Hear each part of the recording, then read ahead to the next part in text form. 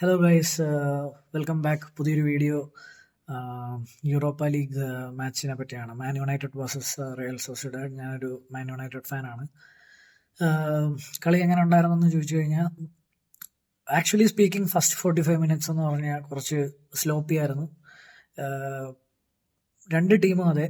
Zubimendi വന്നു കഴിയുമ്പം ഭയങ്കര രീതിക്ക് അവർ മിഡ് ഭരിക്കുമെന്നൊക്കെ വിചാരിച്ചാണ്. പക്ഷേ കാസമീറോയും ബ്രൂണോയും കുഴപ്പമില്ലായിരുന്നു. പക്ഷേ ഫസ്റ്റ് ഹാഫ് അത്ര കൺവിൻസിങ് അല്ലായിരുന്നു. പെനാൽറ്റി ഇൻസിഡൻറ്റും പെനാൽറ്റി ആണോ അല്ല അങ്ങനത്തെ ഡിസ്കഷൻസ് ഒന്നും അല്ല. ബട്ട് എല്ലാവരും പറയും ഭയങ്കര കിടിലം കളിയായിരുന്നെന്ന്. പക്ഷേ കിടിലം കളി എപ്പോഴായതെന്ന് വെച്ച് കഴിഞ്ഞാൽ, ആഫ്റ്റർ അവർ സെക്കൻഡ് ഗോളിന് ശേഷം ടീം ഭയങ്കര കുറച്ചുകൂടെ കോൺഫിഡൻ്റ് ആയി തുടങ്ങി.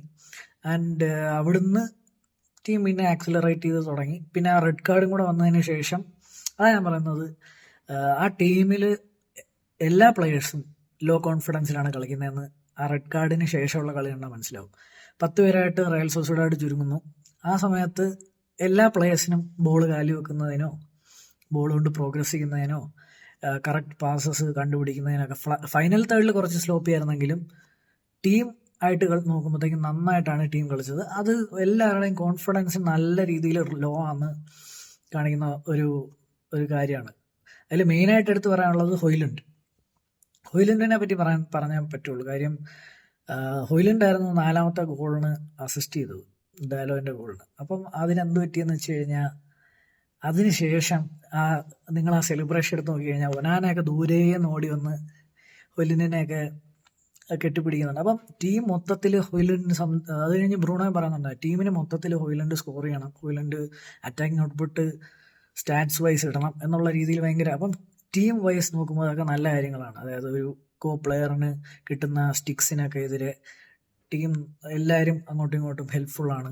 പിന്നെ ഒരുപാട് തന്നെ ഇപ്പോൾ ഡോർഗോ ആണെങ്കിലോ സിർക്സി ആണെങ്കിലോ ഒക്കെ ഹൊയ്ലുണ്ടിന് ബോൾ എത്തിക്കുന്നുണ്ടായിരുന്നു. കുറേ കാലത്തേക്ക് ഹൊയ്ലുണ്ടിന് ബോളൊന്നും കിട്ടുക സർവീസൊന്നും ഇല്ലാതിരിക്കുമായിരുന്നു. അവിടെ നിന്നാണ് എനിക്ക് നെക്സ്റ്റ് പ്ലെയറിലോട്ട് പോകാനുള്ളത്, ഡോർഗോ. റൂബൻ അമോറിമിൻ്റെ ഫസ്റ്റ് സൈനിങ് ആണ് ടെക്നിക്കലി പറഞ്ഞു കഴിഞ്ഞാൽ ഡോർഗോ. ബാക്കി ഈ എന്താ പറയുക, സമ്മർ വിൻഡോയിൽ വന്ന ആരായാലും അതെല്ലാം ടെൻഹാഗായിരുന്നല്ലോ.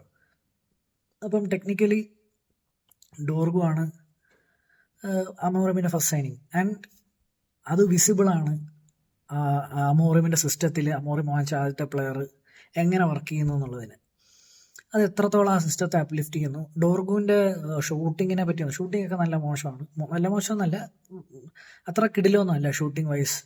ഒരു ഗോൾ സ്കോറിങ് ഡിഫൻഡർ ആണെന്നൊന്നും തോന്നിയില്ല. പക്ഷേ എന്ന് വെച്ച് കഴിഞ്ഞാൽ he pics up nice cross ഇടും, ആക്സിലറേഷൻ അടിപൊളി, സ്പീഡ് അടിപൊളി. ഈവൻ ആ ഡോർഗു റെഡ് കാർഡ് മേടിച്ചെടുത്ത് തന്നെ ഡോർഗുവിൻ്റെ സ്പീഡ് വെച്ചാണ്. അവിടുന്ന് ആ പാസ് കൊടുത്തത് ആരാണ്? സിർക്സിയെ പറ്റി വൈകാതെ പറയാം. അപ്പോൾ പക്ഷേ ഞാൻ പറഞ്ഞതെന്ന് വെച്ച് കഴിഞ്ഞാൽ, ഒരു അമോറിമിൻ്റെ സിസ്റ്റത്തിൽ ഫസ്റ്റ് പ്ലെയർ വന്നപ്പോൾ തന്നെ ഒരു ഇമ്പാക്റ്റ് കാണാൻ പറ്റുന്നുണ്ട്. അപ്പം think about him signing 4 or 5 players next season. അങ്ങനെ ആലോചിക്കുമ്പോഴത്തേക്കും ഞാൻ വലിയൊരു നല്ല ഫ്യൂച്ചർ കാണുന്നുണ്ട്. പിന്നെ രണ്ടാമത്തെ വെച്ച് കഴിഞ്ഞാൽ, ഇപ്പോൾ നമ്മൾ ഈ യുണൈറ്റഡ് ഫാൻസിനോടാണ് എനിക്ക് പറയാനുള്ളത്, ഈ മീഡിയ അജണ്ടാസിലൊന്നും വീണ് കൊടുക്കാതെ നമ്മളുടെ മൈൻഡിൽ തന്നെ ഒരു തോന്നലുണ്ടാവും, നമ്മൾ ഭയങ്കര മോശമാണ്. കാര്യം വെച്ച് കഴിഞ്ഞാൽ, ഒരിക്കൽ ഞാൻ ആലോചിക്കുമ്പോഴത്തേക്കും ജനുവരി തൊട്ട് നോക്കിയപ്പോൾ നമ്മൾ ഒറ്റ കളിയെ തോറ്റിട്ടുള്ളായിരുന്നുള്ളൂ. പക്ഷേ ആ പ്രതീതി എന്ന് പറഞ്ഞു കഴിഞ്ഞാൽ നമ്മൾ ഒരുപാട് കളികൾ തുരുതുരാ തോക്കുന്നുണ്ടെന്നുള്ളൊരു മൈൻഡ് സെറ്റ് എവിടെ നിന്നൊക്കെയോ ഈ മീഡിയാസ് കാരണം നമ്മുടെ ഉള്ളിലുണ്ടാകുന്നുണ്ട്. എനിക്ക് ഫാൻസിനോട് പറയാനുള്ളത്, ഞാൻ ഇനി കുറച്ച് ഡീറ്റെയിൽഡ് വീഡിയോസ്, ഇപ്പം ജിം റാഡ്ക്ലിഫ് ഒരു ഇൻ്റർവ്യൂ എടുത്തിട്ടുണ്ട്, അതിനെപ്പറ്റി, ഓണർഷിപ്പിനെ പറ്റിയും, പിന്നെ എനിക്ക് ബ്രൂണോനെ പറ്റി ഒരു വീഡിയോ ചെയ്യണം. ഇതൊക്കെ സെപ്പറേറ്റ് ഒരു വീഡിയോ ആയിട്ട് ചെയ്യണം. പക്ഷേ ഞാൻ പറയുന്നത് വെച്ച് കഴിഞ്ഞാൽ, back the manager, back the board. ഞാൻ നല്ലൊരു ഫ്യൂച്ചർ അതിൽ കാണുന്നുണ്ട്. പിന്നെ എന്ന് വെച്ച് കഴിഞ്ഞാൽ, നാട്ടുകാർ ബഹളം വെക്കുന്ന പോലെ ഇവനെടുത്ത് കള, അവനൊക്കെയാണ് എല്ലാവർക്കും സാക്ക് വാങ്ങിച്ചത്. സത്യം പറഞ്ഞാൽ ഇപ്പം ആ ടീമിലുള്ളതിൽ ഇപ്പം സമ്മർ സൈനിങ്സിൽ പറഞ്ഞു കഴിഞ്ഞാൽ മസുറായി, ഡിലിറ്റ്, ലെനിയോറോ, എന്താ പറയുക, സിർക്സി ക്ലിക്കായി വരുന്ന പ്ലെയേഴ്സാണ്. ഓക്കെ, അപ്പം നമ്മുടെ സമ്മർ റിക്രൂട്ട്മെൻറ്റ്സ് ഒന്നും അത്ര മോശമൊന്നുമല്ല. സിർക്സിയെ പറ്റി പറയണം. സിർക്സി ഒരു രക്ഷയില്ല.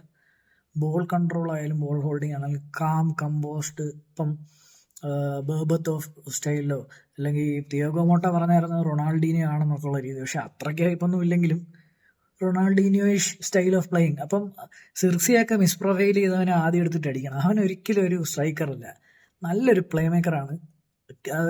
അതുകൊണ്ട് തന്നെ ഹോയിലൻഡ് തന്നെ ആയിരിക്കും ത്രൂ ഔട്ട് സ്ട്രൈക്കർ കളിക്കുന്ന. കാര്യം എന്ന് വെച്ച് കഴിഞ്ഞാൽ യൂറോപ്പ ലീഗ് നമുക്ക് എന്തിനെങ്കിലും ഉള്ളൂ. ഈ യൂറോപ്പ ലീഗിൽ ചിഡോബി മാർട്ടിനെ നമ്മൾ രജിസ്റ്റർ ചെയ്യാത്തതുകൊണ്ട് തന്നെ നമുക്ക് ടെക്നിക്കലി ഒരു സ്ട്രൈക്കറേ ഉള്ളൂ, ഹോയിലൻഡ്. അതുകൊണ്ട് തന്നെ ഹോയിലൻഡ് ഇനിയുള്ള കളികളിൽ ഫോമിലെത്തും എന്ന് പ്രതീക്ഷിക്കുക. ഇതെല്ലാം ഒരു കോൺഫിഡൻ്റ് ആയിട്ട്. ഈവൻ ആഴ്സണൽ ഗെയിം ആയാലും നിങ്ങൾ നോക്കിയാൽ we played good, we deserve to win. Even Real സോസിഡാഡിൻ്റെ ഫസ്റ്റ് ലെഗ് ആണെങ്കിലും വി ഡിസേർവ് ടു വിൻ. നമ്മൾ നന്നായിട്ടാണ് കളിച്ചത്. ഒരു പെനാൽറ്റി, സ്ലോപ്പി പെനാൽറ്റി, അവർ അടിച്ചിട്ടുള്ള 2 ഗോളുകളും പെനാൽറ്റീസ് മാത്രമാണ്. അപ്പം അതിൽ നിന്ന് നമുക്ക് എന്ത് മനസ്സിലാക്കാം? നമ്മൾ ഇമ്പ്രൂവ് ചെയ്യുന്നുണ്ട് അമോറിമിൻ്റെ സിസ്റ്റത്തിന്. അങ്ങനെ തന്നെ വിചാരിക്കുക, നമ്മളെല്ലാം പോസിറ്റീവായിട്ട് എടുക്കുക. ഈ ആവശ്യത്തിൽ കൂടുതൽ നെഗറ്റിവിറ്റി ക്ലബ്ബിൽ തന്നെ ഉണ്ട്. നമ്മളിപ്പോൾ എന്ത് ചെയ്യണമെന്ന് വെച്ച് കഴിഞ്ഞാൽ ക്ലബിനെ ബാക്ക് ചെയ്യുക. ഇപ്പം മറ്റേ പ്രശ്നകരമായിട്ടുള്ള പ്ലെയേഴ്സൊന്നുമില്ല. ഇപ്പോൾ ഡിയോഗോ ഡാലോനെയാണ് നിങ്ങൾ ചിലപ്പോൾ, അല്ലെങ്കിൽ ഒനാനയാണ് വിചാരിക്കുന്നതെങ്കിൽ, കുറേ കാലത്തേക്ക് ബ്രൂണോ ഒരു പ്രശ്നമായിരുന്നു, അത് പിന്നീട് നമുക്ക് സംസാരിക്കാം. പക്ഷേ ഡിയോഗോ ഡാലോയും ഒനാനയൊക്കെ ആണെങ്കിൽ ഒനാന ഓക്കെ, യെസ്, എൻ്റെ മൈൻഡിൽ ഒനാന ഷുഡ് ഗോ, എനിക്ക് താല്പര്യമില്ല ഒനാനേനെ. പക്ഷേ ഇപ്പം ഒരു ടീമായിട്ട് യൂണിറ്റായിട്ട്, ഇപ്പോൾ ഡാലോയുടെ കാര്യം പറയുകയാണെങ്കിൽ ലൂക്ക് ഷോ, അങ്ങനത്തെ കുറേ പേരുണ്ട്. അവൈലബിലിറ്റി എന്ന് പറയുന്ന ഒരു വലിയ കാര്യമല്ലേ. ഡയലോ അവൈലബിൾ ആവുന്നുണ്ട്, എത്ര കളികൾ കളിക്കുന്നുണ്ടെന്ന് അറിയാം, മിനിറ്റ്സ് എത്ര കളിക്കുന്നുണ്ടെന്ന് അറിയാം. എനിക്ക് തോന്നുന്നു യൂറോപ്പിൽ തന്നെ ടോപ്പ് 5 വേണ്ടോ മിനിറ്റ്സ് കളിച്ചിട്ടുള്ളതാണ് ഡയലോ. അപ്പം അങ്ങനത്തെ കുറേ കാര്യങ്ങളിലാണ് എനിക്ക് പറയാനുള്ളത്. ഫൈനൽ തേർഡിൽ ഡിസിഷൻ മേക്കിംഗ് ഭയങ്കര മോശമായിരുന്നു ഇന്നലെ, സ്ലോപ്പി ആയിരുന്നു കുറച്ച്. ബട്ട് സ്റ്റിൽ ഗർണാച്ചോക്ക് സെൽഫിഷായ അല്ലായിരുന്നു. സിർക്സിയുടെ പാസ്സാണ് ഡോർഗുവിനെ ഫൈൻഡ് ചെയ്തതൊക്കെ. സിർക്സിയുടെ ഹൈലൈറ്റ്സ് നിങ്ങൾക്ക് പറ്റുവാണെങ്കിൽ പോലും ഒന്ന് കണ്ടു നോക്ക്. സച്ച് എ പ്രോമിസിങ് പ്ലെയർ, എനിക്ക് ഭയങ്കര ഇഷ്ടമാണ് സിർസിയെ. കാര്യം സിർക്സിയുടെയൊക്കെ മെൻറ്റാലിറ്റി നിങ്ങൾ ആലോചിച്ച് നോക്കിയാൽ മതി. ന്യൂക്കാസിലിനെതിരെയൊക്കെ ഹാഫ് ടൈമിന് മുന്നേ സബ് ചെയ്തപ്പം ഓൺ ഫാൻസ് തന്നെ ബൂ ചെയ്ത പ്ലെയർ, അവിടുന്ന് അവൻ നല്ല മെൻറ്റാലിറ്റിയോടുകൂടി നല്ലപോലെ ട്രെയിൻ ചെയ്ത്, അവന് വേണമെങ്കിൽ ജനുവരി വിൻഡോയിൽ ഇറ്റാലിയൻ ക്ലബ്ബിൽസിലോട്ട് പോകാമെന്നൊക്കെ ആയിരുന്നു ഞാൻ പോകുന്നു തന്നെ വിചാരിച്ചു. പക്ഷേ നല്ലൊരു റിഡംഷൻ. പിന്നെ ഈഡൻ ഹെവൻ എന്ന് പറഞ്ഞ പയ്യൻ, പറയാതിരിക്കാൻ പറ്റില്ല. പാസിൻ്റെ വെയ്റ്റ്സിനൊക്കെ കുറച്ച് പ്രശ്നമുണ്ടെങ്കിലും പക്ഷെ കോൺഫിഡൻസിനൊന്നും ഒരു കുറവുമില്ല, നല്ലൊരു സെറ്റാണ്. അപ്പോൾ ആലോചിക്കുക എത്രമാത്രം ഈ ഇഞ്ചുറീസ് വെച്ചിട്ടാണ് നമ്മൾ ഈ കളിക്കുന്നതെന്നൊക്കെ. ഈ ഹെവനൊക്കെ സ്റ്റാർട്ട് ചെയ്യുമെന്ന് ഞാൻ ജന്മത്ത് വിചാരിച്ചതല്ല ഈ സീസണിൽ ഹെവൻ സ്റ്റാർട്ട് ചെയ്യുമെന്ന്. ബട്ട് അതാണ് നമ്മുടെ ഇഞ്ചുറീസിൽ അത്ര ഇത് വെച്ചിട്ട് നമ്മളിങ്ങനെ ഒരു ഔട്ട്പുട്ടൊക്കെ ഉണ്ടാക്കുന്നുണ്ടെങ്കിൽ we should support the manager system. കസമീറോനെ കുറിച്ച് പറയുകയാണ്. കസമീറോ ഫിനിഷ്ഡ് ആർട്ടിക്കിൾ എന്നുള്ള രീതിയിൽ നിന്ന് he was very decent against Arsenal as well as Real Sociedad. അങ്ങനെ ഓരോ പ്ലെയേഴ്സിനെ എടുത്തെടുത്ത് പറയാം. Bruno is according to me is world class. ഈ ടോക്സിക് ടൈം അറ്റ് യുണൈറ്റഡിലാണ് ഇത്രയും ഇൻപുട്സ് ഇടുന്നതെന്ന് ആലോചിച്ചോണം. പിന്നെ യൂറോപ്പ ലീഗിൻ്റെ ഗോട്ട് ആയി എന്താ പറയുക, ബ്രൂണോയ്ക്കാണ് ഏറ്റവും കൂടുതൽ goals and assist in Europa league. അപ്പോൾ ഒരു യൂറോപ്പ ലീഗും കൂടെ അടിച്ചു കഴിഞ്ഞാൽ ബ്രൂണോയുടെ പേർക്ക് മിസ്റ്റർ UEL എന്നൊക്കെ പറഞ്ഞിട്ട് ആണ് വിളിക്കുക. പക്ഷേ ബ്രൂണോ എന്ന് പറയുന്നത് ഒരു കിടിലൻ പ്ലെയറാണ്. ക്യാപ്റ്റൻ ആണോ എന്ന് വെച്ച് കഴിഞ്ഞാൽ ഇപ്പോൾ നമുക്ക് അവൈലബിൾ ആയിട്ടുള്ളതിൽ he is leading from the front, at least by the deeds that he do. Crying ഒക്കെ പ്രശ്നമാണ്, ബട്ട് ഹീ ഒരു 30 വയസ്സായി, അതൊന്നും ഇനി മാറാനൊന്നും പോകുന്നില്ല. എത്ര റോയിക്കിങ് എന്ന് പറഞ്ഞാലും മാറത്തൊന്നും എനിക്ക് തോന്നുന്നില്ല. But he's a good leader at least in the pitch, ഇങ്ങനെങ്കിലും. അപ്പം അതാണ് കളിയെപ്പറ്റി പറയാനുള്ളതാണ്. പിന്നെ ബാക്കിയുള്ള ഇപ്പോൾ ഡിലിറ്റ് മസുറായി ഒന്നും പറയില്ല, so consistent and that's it. എല്ലാ പ്ലേയേഴ്സിനെ കവർ ചെയ്തെന്ന് തോന്നുന്നു. അപ്പോൾ ഇതിൽ നിന്ന് നല്ല ടൈക്സ് ആണ്. ഒരു യുണൈറ്റഡ് ഫാൻ എന്നുള്ള രീതി ഞാൻ നോക്കുമ്പോഴത്തേക്കും വളരെ നല്ലൊരു ഗെയിമായിരുന്നു. സാറ്റിസ്ഫൈഡ് ആണ്. ഇനിയിപ്പോൾ അടുത്ത കളി ലിയോണുമായിട്ടാണ്. അപ്പോൾ അതിലേക്ക് പോകുമ്പോഴത്തേക്ക് ലിയോൺ എന്ന് പറയുന്ന ടീം അത്യാവശ്യം ഫ്രഞ്ച് ലീഗിൽ ഇപ്പോൾ 6th ആണ് പൊസിഷനെങ്കിൽ പോലും സെക്കൻഡ് പൊസിഷനായിട്ട് ഒരു 6 points ഗ്യാപ്പ് കണ്ടൊക്കെ ഉള്ളൂ. It's better. ആരെയും അണ്ടർഡോഗ്സ് ആയിട്ട് അണ്ടർ എസ്റ്റിമേറ്റ് ചെയ്യേണ്ട. പക്ഷേ ലിയോണിൽ നല്ല ഒരുപാട് പ്ലേയേഴ്സ് ഉണ്ട്. നിങ്ങൾക്ക് ലിസ്റ്റ് എടുത്ത് നോക്കിക്കഴിഞ്ഞാൽ there are a lot of players, എന്താ പറയുക, ഇൻ ലിയോൺ. അപ്പം ലിയോൺ ഒരു നല്ല ഫൈറ്റ് തന്നെ ആയിരിക്കും. പറ്റുക വെച്ചാൽ എനിക്കൊന്ന് പോയി കാണാൻ, ഞാൻ ഇപ്പോൾ ഫ്രാൻസിലാണുള്ളത്. ഇപ്പം ലിയോണിൻ്റെ ആയിട്ട് എനിക്ക് തോന്നുന്നു ജയിക്കാൻ പറ്റണം. കുറച്ചുകൂടെ ഇഞ്ചുറീസൊക്കെ മാറി ഉഗാർത്തൊക്കെ തിരിച്ചു വരുമ്പോഴത്തേക്കും ടീം കുറച്ചുകൂടെ സ്ട്രോങ് ആവും. ജയിക്കാൻ പറ്റേണ്ടതാണ്, ജയിക്കണം. ഒരു യുണൈറ്റഡ് ഫാൻ എന്നുള്ള രീതിയിൽ ഇത് യൂറോപ്പ ലീഗാണ് ലാസ്റ്റ് ഹോപ്പ് ഈ സീസണിൽ. അതും കൂടെ പോയി കഴിഞ്ഞാൽ സീസൺ തന്നെ റൈറ്റ് ഓഫ് ആണ്. പിന്നത്തെ UEL ഫിക്സ്ചേഴ്സിനെ പറ്റി പറഞ്ഞു കഴിഞ്ഞാൽ ഫെനർബാച്ചെ, നമ്മുടെ ജോസെ മൊറീനിയോയുടെ ഫെനർബാച്ചെ 2-0 തോപ്പിച്ചെങ്കിലും അഗ്രഗേറ്റിൽ വന്നപ്പം 3-3 കണ്ടായി. റേഞ്ചേഴ്സുമായിട്ട് പെനാൽറ്റി ഷൂട്ടൗട്ടിൽ പോയി. പെനാൽറ്റി ഷൂട്ടൗട്ടിൽ 2 എക്സ്പീരിയൻസ്ഡ് പ്ലെയേഴ്സ് പെനാൽറ്റി അടിച്ച് കളഞ്ഞു. അതിലൊന്ന് ദുസാൻ ടാഡിച്ചും ഒന്ന് നമ്മുടെ സ്വന്തം മാൻ യുണൈറ്റഡിൻ്റെ സ്വന്തം ഫ്രെഡും പെനാൽറ്റി മിസ്സാക്കി. ടാഡിച്ചും മിസ്സാക്കി. ഇപ്പം 2 എക്സ്പീരിയൻസ് ഹെഡ്സ് മിസ്സാക്കി. അതേസമയം റേഞ്ചേഴ്സ് ഈയിടെയായിട്ട് കുഴപ്പമില്ലാതെ യൂറോപ്പിലൊക്കെ കളിക്കുന്ന ഒരു ക്ലബ്ബാണ്, സ്കോട്ട്ലൻഡ് ക്ലബ്ബ്. റേഞ്ചേഴ്സ് കയറിയിട്ടുണ്ട്.